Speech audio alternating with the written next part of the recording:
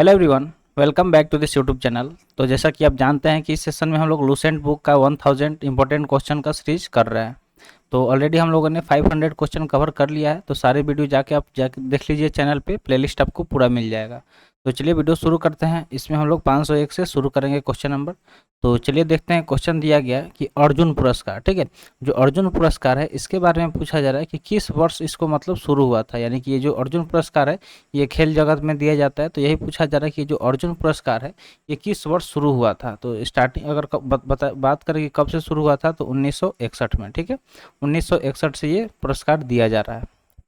अगला सवाल है, भारत की मानक समय रेखा कौन सी है। ठीक है, तो भारत का जो IST है, ठीक है, इंडियन स्टैंडर्ड टाइम, तो उसके बारे में पूछा जा रहा है कि वो कौन सी रेखा है। तो इसका करेक्ट आंसर क्या हो जाएगा, तो इसका करेक्ट आंसर हो जाएगा 82.5 डिग्री। ठीक है, 82.5 डिग्री पूर्वोत्तर देशांतर रेखा जो इलाहाबाद से गुजरती है। कहाँ से गुजरती है? इलाहाबाद से होते हुए गुजरती है। नेक्स्ट क्वेश्चन दिया गया है कि मैगसेसे पुरस्कार पाने वाले पहले भारतीय कौन थे। ठीक है, जो मैगसेसे अवार्ड है उसके बारे में पूछा जा रहा है कि इसे पाने वाले प्रथम भारतीय कौन थे। तो विनोबा भावे, जो विनोबा भावे थे, इन्हें सबसे पहले, ये प्रथम भारतीय थे, यानी कि पहला इंडियन थे जिन्हें मैगसेसे अवार्ड से सम्मानित किया गया था। अगला है मोनालिसा किसकी विश्वविख्यात पेंटिंग है। तो मोनालिसा पेंटिंग के बारे में आपने सुना होगा, नहीं सुना होगा, तो इसके बारे में आप पता करिएगा, यूट्यूब वगैरह पर देखिएगा। इसकी मतलब बहुत सारी खासियत है जिसके बारे में आपको बताया जाएगा, तो देखिएगा। तो वही ये जो पेंटिंग है विश्वविख्यात है, यानी कि वर्ल्ड फेमस पेंटिंग है। तो पूछा जा रहा है कि ये किसकी है। तो इसका करेक्ट आंसर क्या हो जाएगा? Leonardo da Vinci. ठीक है, लियोनार्डो दा विंची इसका ये पेंटिंग है। नेक्स्ट दिया गया है यहाँ पे सवाल कि स्वांग किस राज्य का लोक नृत्य है। ठीक है, जो स्वांग है इसके बारे में पूछा जा रहा है कि ये किस राज्य का लोक नृत्य है। ठीक है, लोक नृत्य कला, तो इसकी अगर हम बात करें तो हरियाणा। ठीक है, जो हरियाणा है वहाँ का ये क्या है, हरियाणा का ये लोक नृत्य कला है। क्या? तो स्वांग। नेक्स्ट क्वेश्चन दिया गया कि भारत में कितने उच्च न्यायालय हैं। ठीक है, नंबर ऑफ हाई कोर्ट पूछा जा रहा है कि हमारे देश में कितने हैं। तो इसका सही उत्तर क्या हो जाएगा? तो अगर total number of high court की बात करें तो टोटल 24 है। ठीक है, पूरे देश में 24 हाई कोर्ट आपको देखने को मिलेंगे। बहुत सारे ऐसे हाई कोर्ट हैं जहाँ पे दो दो स्टेट की सुनवाई की जाती है।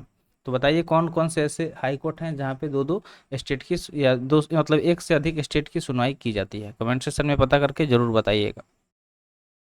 अगला सवाल है, कोई विधेयक है या नहीं, इसका फैसला कौन करता है। ठीक है, कोई भी अगर मतलब विधेयक धन को अगर पारित किया जा रहा है तो इसका फैसला किसके हाथ में होता है कि क्या वह धन विधेयक है या नहीं है। तो इसका करेक्ट आंसर क्या हो जाएगा? तो अगर इसका करेक्ट आंसर देखें तो इसका करेक्ट आंसर हो जाएगा आपका लोकसभा के जो अध्यक्ष होते हैं वही पारित करते हैं। ठीक है, सॉरी, वही फैसला करते हैं कि अगर कोई विधेयक धन है या नहीं। नेक्स्ट क्वेश्चन देखें तो अंतिम मुगल सम्राट कौन था। सवाल क्या है कि सबसे अंतिम यानी कि सबसे लास्ट मुगल सम्राट की बात करें तो कौन था। तो वो थे बहादुर शाह जफर द्वितीय। कौन थे? बहादुर शाह जफर द्वितीय, जो कि अंतिम मुगल शासक थे। ठीक है, वो कौन थे? अंतिम मुगल शासक थे। अगला सवाल की बात करें तो अगला सवाल है, तंबाकू पर पूरी तरह प्रतिबंध लगाने वाला विश्व का पहला देश कौन सा है। ठीक है, उस देश के बारे में पूछा जा रहा है जिसने कम्प्लीटली यानी कि पूरी तरह से तंबाकू पे बैन लगा दिया। तो इसका सही उत्तर क्या हो जाएगा? भूटान। क्या हो जाएगा? जो भूटान है, भूटान ने क्या किया? तंबाकू पे पूरी तरह से बैन लगा दिया। अगला सवाल है, गोदान किसकी रचना है। ठीक है, तो मुंशी प्रेमचंद्र का नाम आपने सुना होगा। तो जो गोदान है, ठीक है, जो गोदान वो क्या है? मुंशी प्रेमचंद्र का रचना है। किसका रचना है? तो मुंशी प्रेमचंद्र का रचना है। चलिए आगे बढ़ते हैं। नेक्स्ट है, स्वाइन फ्लू बीमारी किस विषाणु से फैलती है। तो उस विषाणु के बारे में पूछा जा रहा है, उस वायरस के बारे में बात किया जा रहा है जिसके थ्रू स्वाइन फ्लू फैलती है। तो इसका करेक्ट आंसर अगर हम देखें तो इसका करेक्ट आंसर क्या हो जाएगा? H1N1। जो H1N1 है इसके वजह से क्या होता है? स्वाइन फ्लू बीमारी फैलती है। ये क्या है? एक तरह का विषाणु है, यानी कि ये एक तरह का वायरस है। अगला सवाल है, राष्ट्रीय मतदाता दिवस कब मनाया जाता है। ठीक है, तो भारत में पूछा जा रहा है कि राष्ट्रीय मतदाता दिवस कब मनाया जाता है। तो प्रत्येक साल 25 जनवरी को नेशनल वोटर्स डे यानी कि भारतीय राष्ट्रीय मतदाता दिवस मनाया जाता है भारत में।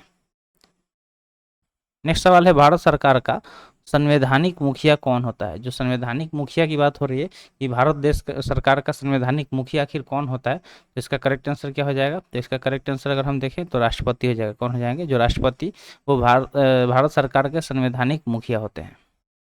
अगला सवाल है, किस संविधान संशोधन द्वारा मौलिक कर्तव्यों को संविधान में जोड़ा गया। ठीक है, तो उस संविधान संशोधन के बारे में पूछा जा रहा है जिसके थ्रू मौलिक कर्तव्य है यानी कि जो भी फंडामेंटल ड्यूटीज है उसको हमारे संविधान में जोड़ा गया। तो इसका करेक्ट आंसर देखें तो करेक्ट आंसर क्या हो जाएगा 42वां। जो 42वां संशोधन है इसे मिनी कॉन्स्टिट्यूशन के नाम से भी जाना जाता है। ठीक है, किसके नाम से? मिनी कॉन्स्टिट्यूशन के नाम से भी जाना जाता है। और जो हमारा मौलिक कर्तव्य है यानी कि फंडामेंटल ड्यूटी उसको भी इसमें ऐड किया गया था 42nd अमेंडमेंट एक्ट के थ्रू। नेक्स्ट क्वेश्चन है नमक कानून को तोड़ने के लिए महात्मा गांधी ने कौन सा आंदोलन शुरू किया? ठीक है, तो जो नमक का कानून बना था उसको ब्रेक करने के लिए, उसको तोड़ने के लिए महात्मा गांधी ने एक आंदोलन शुरू किया। अगर उस आंदोलन की हम बात करें तो उसका नाम क्या है? तो उसका नाम है सविनय अवज्ञा आंदोलन। ठीक है, सविनय अवज्ञा आंदोलन उस आंदोलन का नाम है। चलिए आगे बढ़ते हैं अगले सवाल की तरफ। अगला सवाल है उपराष्ट्रपति का चुनाव कौन करता है? उपराष्ट्रपति का जो चुनाव है उसे कौन करता है? तो इसका करेक्ट आंसर क्या हो जाएगा? जो संसद के सदस्य हैं वो क्या करते हैं? उप राष्ट्रपति का चुनाव करते हैं। आगे बढ़ते हैं अगले सवाल की तरफ। अगला सवाल है विजय स्तंभ कहाँ स्थित है? सवाल में क्या पूछा गया? विजय स्तंभ के बारे में पूछा जा रहा है कि जो ये विजय स्तंभ है वो कहाँ पे स्थित है। इसका करेक्ट आंसर क्या हो जाएगा? चित्तौड़गढ़ में। कहाँ पे स्थित है? चित्तौड़गढ़ में आपको विजय स्तंभ देखने को मिलेगा। अगला सवाल है विश्व का सबसे लंबा 9438 किलोमीटर रेल मार्ग ट्रांस साइबेरिया रूस किन दो शहरों को जोड़ता है? यानी कि ट्रांस साइबेरिया जो है वो रूस में चलने वाला विश्व का सबसे लंबा रेल मार्ग है। तो पूछा जा रहा है कि ये किन दो शहरों को जोड़ता है। तो चलिए इसके बारे में हम लोग बात कर लेते हैं। इसका सही उत्तर हो जाएगा सेंट पीटर्सबर्ग और व्लादिवोस्तोक। ठीक है, व्लादिवोस्तोक और सेंट पीटर्सबर्ग को क्या करता है? आपस में जोड़ने का काम करता है। विश्व का सबसे लंबा यानी कि 9438 किलोमीटर रेल मार्ग जिसका नाम क्या है? ट्रांस साइबेरिया, जो कि रूस में स्थित है। अगला सवाल है अमरकंटक किस नदी का उद्गम स्थल है? ठीक है, अमरकंटक के बारे में पूछा जा रहा है कि जो अमरकंटक क्या है? एक नदी का उद्गम स्थल है। ठीक है, यानी कि वहां से नदियां निकलती है। तो पूछा जा रहा है कि कौन सी नदी निकलती है? तो इसका सही उत्तर क्या हो जाएगा? नर्मदा नदी। जो नर्मदा नदी है वो अमरकंटक कंटक नामक उद्गम स्थल से निकलती है।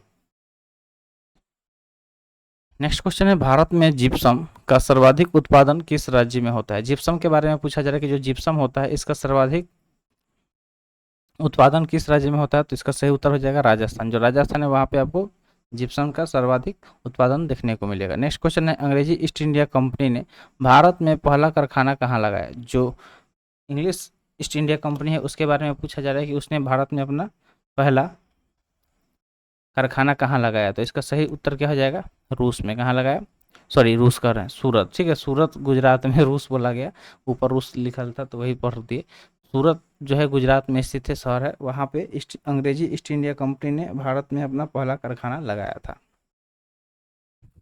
अगला सवाल है आईने अकबरी पुस्तक किसने लिखी? ठीक है, आईने अकबरी की अगर हम बात करें तो आईने अकबरी किसके द्वारा लिखा गया है? तो इसका करेक्ट आंसर हो जाएगा अबुल फजल ने। ठीक है, किसने लिखा है? तो अबुल फजल ने आईने अकबरी लिखा है। नेक्स्ट क्वेश्चन है बुली शब्द किस खेल में प्रयुक्त होता है? ठीक है, यहाँ पे एक शब्द के बारे में पूछा जा रहा है जिसका नाम क्या है? बुली। बुली शब्द के बारे में पूछा जा रहा है कि किस खेल में प्रयुक्त होता है। तो बुली की अगर हम बात करें तो बुली का हॉकी में प्रयोग किया जाता है। कहाँ पे प्रयोग किया जाता है? हॉकी में। नेक्स्ट क्वेश्चन है उड़न परी किसे पुकारा जाता है? ठीक है, उड़न परी के बारे में पूछा जा रहा है कि उड़न परी के नाम से किसे जाना जाता है। तो उड़न परी की अगर हम बात करें, जो पीटी उषा है, पीटी उषा को उड़न परी के नाम से जाना जाता है। किसको? पीटी उषा को उड़न परी के नाम से जाना जाता है। तो यहाँ तक उम्मीद करते हैं आपको सेशन पसंद आ रहा होगा। तो आगे भी कंटिन्यू करिएगा और ज़्यादा से ज़्यादा शेयर करिएगा दोस्तों के पास, क्योंकि ये काफ़ी इंपॉर्टेंट सेशन आपके लिए लेके आए हुए हैं। तो चलिए आगे बढ़ते हैं। नेक्स्ट क्वेश्चन दिया गया कि झीलों की नगरी कौन सा शहर कहलाता है? ठीक है, यानी कि कौन सा शहर है जहाँ पे बहुत ज़्यादा झील आपको देखने को मिलेगा? तो इसका सही उत्तर क्या हो जाएगा? उदयपुर। जो उदयपुर है वहाँ पे आपको बहुत सारा झील देखने को मिलेगा। नेक्स्ट क्वेश्चन है आर्य समाज की स्थापना कब और कहाँ की गई थी? ठीक है, आर्य समाज के बारे में पूछा जा रहा है कि जो आर्य समाज है उसका स्थापना कब और कहाँ की गई थी? तो आर्य समाज की स्थापना हुई थी मुंबई में, जो कि 1875 में हुआ था। ठीक है, तो 1875 में मुंबई में आर्य समाज की स्थापना की गई थी। सबसे प्राचीन वेद कौन सा है? ठीक है, तो वेद कितने हैं? 4 है, ऋग्वेद, सामवेद, यजुर्वेद, अथर्ववेद। तो उसमें पूछा जा रहा है सबसे प्राचीन वेद यानी कि सबसे पुराना वेद कौन सा है? तो इसका करेक्ट आंसर क्या हो जाएगा? जो ऋग्वेद है। ठीक है, जो ऋग्वेद है वो सबसे प्राचीन यानी कि पुराना वेद है। शिक्षक दिवस कब मनाया जाता है? ठीक है, शिक्षा दिवस के बारे में पूछा जा रहा है कि कब मनाया जाता है? तो प्रत्येक साल 11 नवंबर को शिक्षा दिवस मनाया जाता है। नेक्स्ट दिया गया कि किसके जन्मदिन को शिक्षा दिवस के रूप में मनाते हैं? ठीक है, किसके जन्मदिन को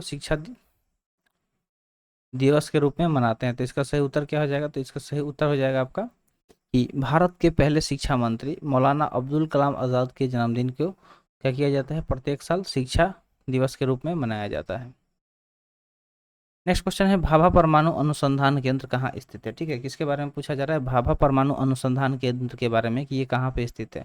इसका करेक्ट आंसर क्या हो जाएगा कि ये ट्राम्बे, ठीक है, मुंबई में एक जगह है ट्राम्बे, वहाँ पे आपको भाभा परमाणु अनुसंधान केंद्र देखने को मिलेगा। कहाँ पे स्थित है? तो ट्राम्बे, जो कि मुंबई में स्थित है। अगला सवाल है सन 1928 के बारदोली आंदोलन का नेतृत्व किसने किया था? तो जो बारदोली आंदोलन हुआ था वो कब हुआ था? सन 1928 में। तो उसका नेतृत्व पूछा जा रहा है कि उसका नेतृत्व किसने किया था। इसका सही उत्तर देखें तो हो जाएगा सरदार वल्लभ भाई पटेल ने। सरदार वल्लभ भाई पटेल ने बारदौली आंदोलन के नेतृत्व किया था। कब किया था? 1928 में। अगला सवाल है खालसा पंथ की स्थापना किसने की थी? ठीक है, खालसा पंथ की स्थापना के बारे में पूछा जा रहा है कि किसने किया था। खालसा पंथ की स्थापना की अगर हम बात करें तो गुरु गोविंद सिंह ने इसको शुरू किया था। ठीक है, खालसा पंथ की स्थापना किसने किया था? तो गुरु गोविंद सिंह ने किया था।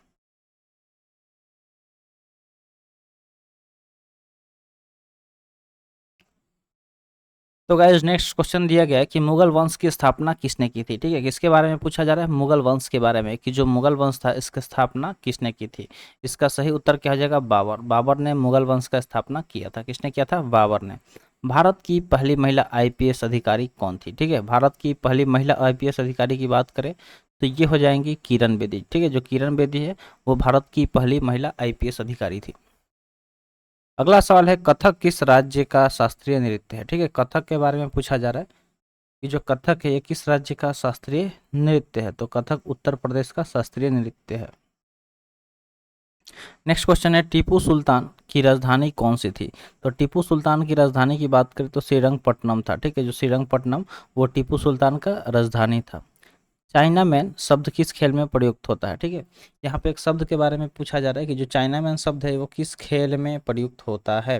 तो चाइना मैन की अगर हम बात करें तो ये क्रिकेट में प्रयुक्त होता है। आज तक तो हमने नहीं सुना। क्या आपने सुना था चाइना मैन के बारे में? अगर सुना था तो कमेंट सेक्शन में ज़रूर बताइएगा। चलिए आगे बढ़ते हैं। सबसे कठोरतम पदार्थ कौन सा होता है? तो ये एकदम बेसिक सवाल है कि जो सबसे कठोरतम पदार्थ होता है वो कौन सा होता है? हीरा होता है। ठीक है, जो हीरा होता है वो सबसे कठोर होता है, सबसे हार्ड होता है। नेक्स्ट क्वेश्चन की बात करें तो नेक्स्ट क्वेश्चन है डायनामाइट का आविष्कार किसने किया? ठीक है, जो डायनामाइट है तो डायनामाइट का आविष्कार जिसने किया था उनका नाम था अल्फ्रेड नोबेल। ठीक है, इनके पीछे एक बहुत बड़ी कहानी है। आप हर साल सुनते होंगे नोबेल पुरस्कार से सम्मानित किया गया, तो वो जो अल्फ्रेड नोबेल हैं इनके वजह से ही नोबेल पुरस्कार दिया जाता है। ठीक है, तो इन्होंने क्या किया था? डायनामाइट का खोज किया था। याद रखिएगा ये चीज़। स्टोरी थोड़ा लंबा है तो इसको हम अभी बता नहीं सकते हैं, कभी सेपरेट वीडियो कोशिश करेंगे दूसरे चैनल पे बना दे। अगला है बिस्मिल्लाह खान का संबंध किस वाद्य यंत्र से है? ठीक है, जो बिस्मिल्लाह खान है उनके बारे में पूछा जा रहा है कि उनका संबंध किस वाद्य यंत्र से है। तो बिस्मिल्लाह खान फेमस हैं शहनाई की वजह से। किसकी वजह से? शहनाई। शहनाई से इनका संबंध है। किनका? तो बिस्मिल्लाह खान का। नेक्स्ट क्वेश्चन है ऑस्कर पुरस्कार का संबंध किस क्षेत्र से है? ठीक है, ऑस्कर की अगर हम बात करें तो ऑस्कर कहाँ पे दिया जाता है? फिल्मों में। ठीक है, फिल्मों में अगर अच्छा फिल्म वगैरह अगर आप करते हैं तो वहाँ पे क्या किया जाता है? ऑस्कर पुरस्कार से सम्मानित किया जाता है। अगला है एड्स का पूर्ण विस्तार क्या होगा? यानी कि एड्स का फुल फॉर्म यहाँ पे पूछा जा रहा है। तो एड्स की अगर हम बात करें तो एड्स का फुल फॉर्म क्या होता है? तो A stand for acquired, I stand for immuno, D stand for deficiency और एस स्टैंड फॉर सिंड्रोम। ठीक है, तो एड्स का फुल फॉर्म यहाँ पे दिया गया है, इसको समझ लीजिए और इसको नोट डाउन कर लीजिए। नेक्स्ट क्वेश्चन है जलियांवाला बाग में गोलीबारी का आदेश किस जनरल ने दिया था? यानी कि जो जलियांवाला बाग हत्याकांड हुआ तो उसमें किसके आदेश पे गोलियां चलाई गई थी? ठीक है, ये सवाल पूछा जा रहा है कि किसके आदेश पे गोलियां चलाई गई थी। तो इसका सही उत्तर क्या जाएगा? Michael O'Dwyer. ठीक है, जनरल डायर ये इसी को बोला जाता है। तो माइकल ओ डायर इसका पूरा नाम था, जिसके आदेश पे जलियांवाला बाग में निहत्थे लोगों पे गोलियां चलाई गई थी। ठीक है, नेक्स्ट क्वेश्चन है पटना का प्राचीनतम नाम क्या था? तो पटना का प्राचीनतम नाम पाटलिपुत्र था। क्या था? पाटलिपुत्र। अभी भी आप वहाँ पे जाएंगे पटना तो पाटलिपुत्र स्टेशन, पाटलिपुत्र गोलंबर, पाटलिपुत्र कॉलोनी, ये सब चीज़ देखने को मिलेगा, जो कि पटना का प्राचीन नाम था। ठीक है, नेक्स्ट क्वेश्चन है दिल्ली में लाल किला किसने बनवाया? ठीक है, जो दिल्ली में स्थित लाल किला है इसके बारे में पूछा जा रहा है कि किसने इसे बनवाया था। तो इसका सही उत्तर क्या हो जाएगा? मुगल जो बादशाह थे शाहजहां, उन्होंने क्या किया था? लाल किला को बनवाया था। नेक्स्ट क्वेश्चन है नेताजी सुभाष राष्ट्रीय खेल संस्थान कहाँ स्थित है? ठीक है, नेताजी सुभाष राष्ट्रीय खेल स्थान की बात करें तो ये कहाँ स्थित है, पटियाला में। कहाँ स्थित है, पटियाला में स्थित है। अगला सवाल चलिए देखते हैं। अगला सवाल है आगा खा कप किस खेल से संबंधित है। तो ये जो कप होते हैं कि कौन से कप कौन से खेल से संबंधित है, ये बहुत ज़्यादा पूछा जाता है। तो इसी चीज़ को इम्पोर्टेंट मार्क करके नोट डाउन भी करते चलिएगा और साथ में कोशिश करिएगा याद भी होते चले। तो आगा खा हमेशा याद रखिएगा, हॉकी से संबंधित है। अगला है बांदीपुर अभयारण्य किस राज्य में स्थित है। अब जो अभयारण्य होता है, टाइगर रिजर्व, नेशनल पार्क, इन सब चीज़ों को भी याद रखना है कि कौन से नेशनल पार्क कहाँ पे स्थित है। तो एक छोटा सा सवाल आपसे पूछ लेते हैं, ठीक है। सवाल ये है कि दुधवा नेशनल पार्क, ठीक है, जो दुधवा नेशनल पार्क है ये कहाँ पे स्थित है, आपको कमेंट सेक्शन में बताना है इसके बारे में। तो बांदीपुर अभयारण्य किस राज्य में स्थित है, चलिए देख लेते हैं। करेक्ट आंसर कर्नाटक में स्थित है। कहाँ पे स्थित है, कर्नाटक में।